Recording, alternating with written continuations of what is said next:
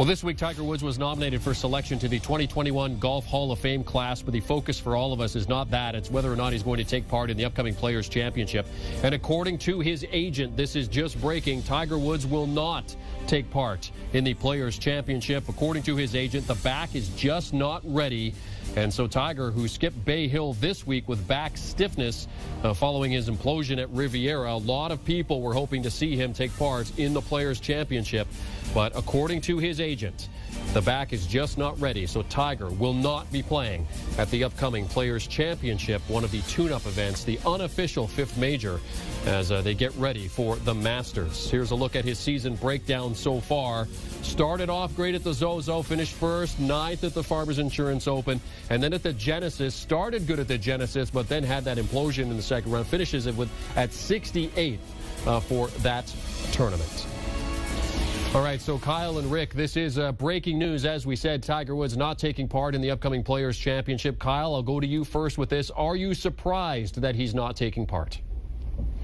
Well, it's the best evidence we have that the Players' Championship is officially not a major, because Tiger would be playing if it was a major. I'm kidding. The Players' Championship is awesome. I love it.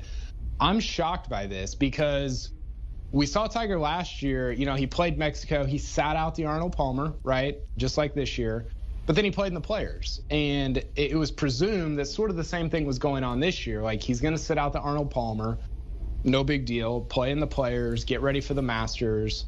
So for him to sit out not only Mexico, not only Arnold Palmer, but also the Players' Championship, I don't know if it's concerning, but the trend is not great. And I get that he only cares about the major championships. I get that he wants to be prepared for Augusta and the Masters, but man, the Players it's a big deal, and it's incredibly important, and I'm really surprised.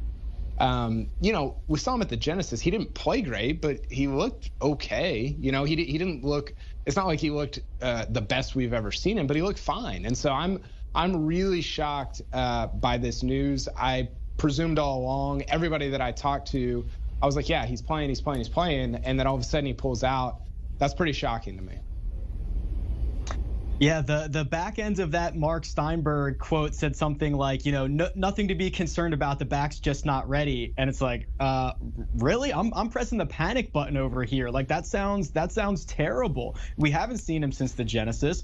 For a guy who is such a creature of habit, to what Kyle was alluding to. Okay, sit out the API, come back for the Players, do what you did last year. Like that. The fact that he's now kind of going off script, I think, is a major concern. And now we're sitting here wondering, what is the timetable? Is he going to try to play Valspar? Is he going to be okay for a WGC match play? Is this now just something like we don't even know? We might not even see Tiger until Augusta. Like this to me is a shock and a big concern.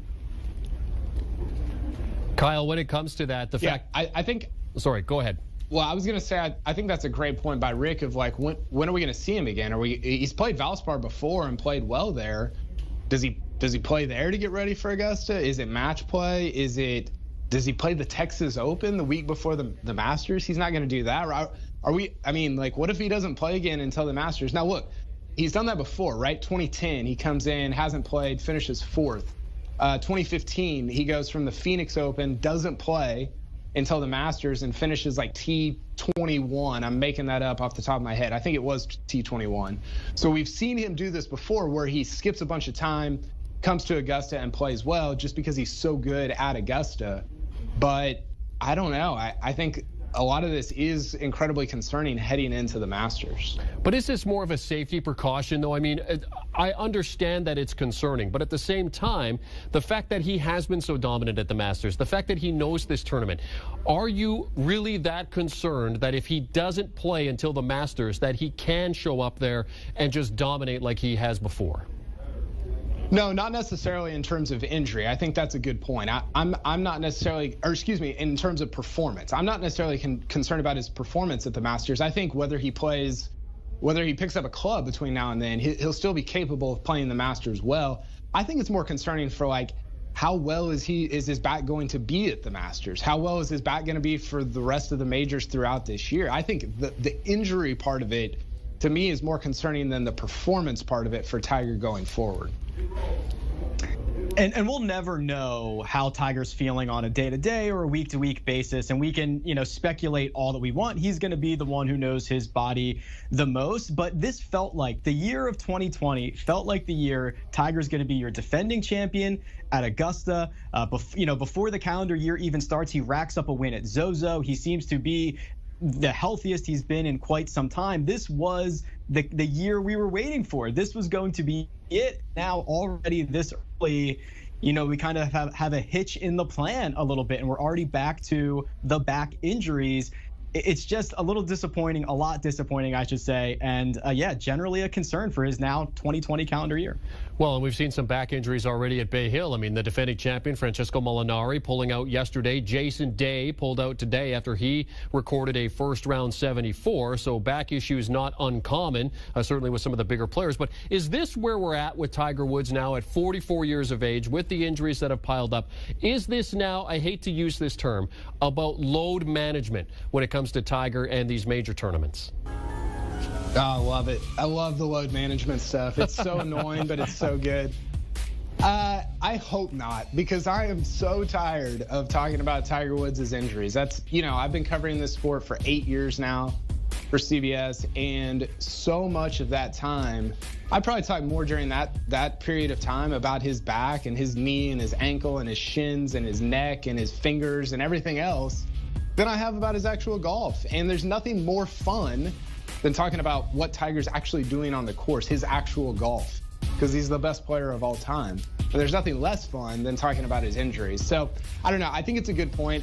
I mean, could we see Tiger play like a 5-tournament schedule or a 6-tournament schedule where he's only playing the events that, that his foundation is in charge of, plus the major championships? I guess we could. I don't know. I don't know if that is going to be an extreme version of the load management thing.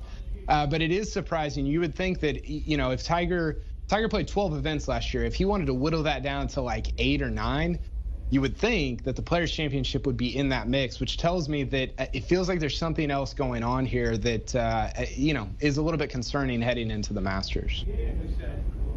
That's where I'm at. If he's going to, knock down his schedule to just a handful of events, in theory, this should have been one that made the short list. And for, a mid-40s guy to talk about load management, I do think that would be fairly reasonable. We'd be like, okay, it makes sense. He always picks his schedule. He always plays a light schedule. But the fact that we've seen him in such good shape really up until Genesis, where he didn't swing all that poorly. He just putted like he's never held a putter before, but otherwise there was really no indication that something like this might be coming. So it is interesting. We'll see how he move going forward, what Tiger does, and if we see him a handful of times. But I guess we're not going to be seeing him in the Olympics.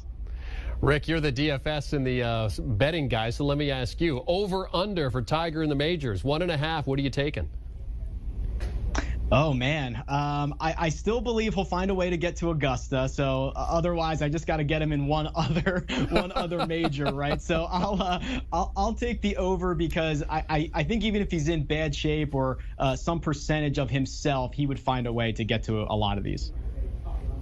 Yeah, I would go over as well. I can't imagine that he's going to play fewer than 1.5. I can't imagine that he's going to play 0 or 1 major championships.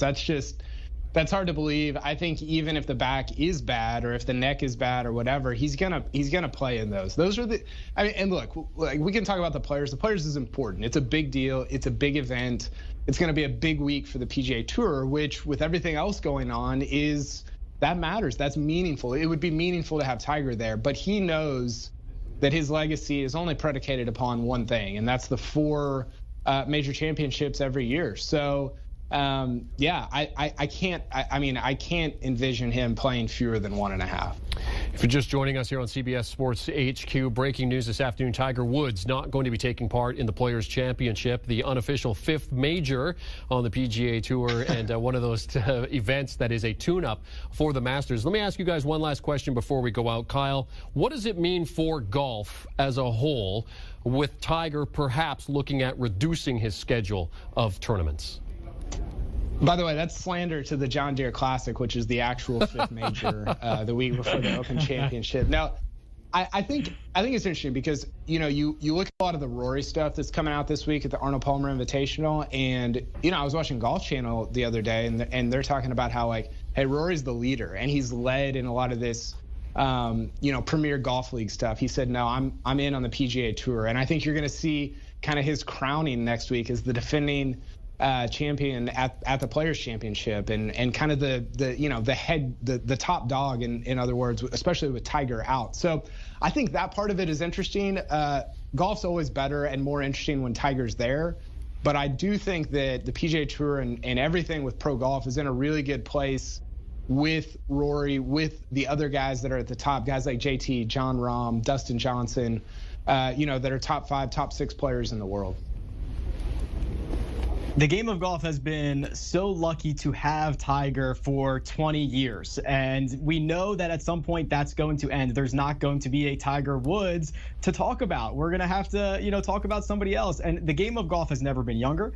The younger guys have never been better. We have Rory, who is the world's #1, Jon Rahm, who is, you know, knocking on the door seemingly every week to get there. And then week in and week out, there are guys like Sung Jae Im, Joaquin Niemann, Victor Hovland, Matt Wolff, Colin Morikawa, who can barely drink alcohol legally, are winning golf tournaments on the PGA Tour. They're so young and they're so prepared. The PGA Tour and the game of golf will be fine. Yeah, there are some great young players in the game right now. All right, gentlemen, they are CBS golf analyst Kyle Porter and mad data scientist and DFS guru Rick Gaiman, teeing us up for the weekend ahead at Bay Hill. Thank you very much, gentlemen. Want a sports network that delivers everything that matters about the game? The highlights, the picks, the instant analysis. No yelling, no fake debates, no politics. Hit the subscribe button and never miss a moment.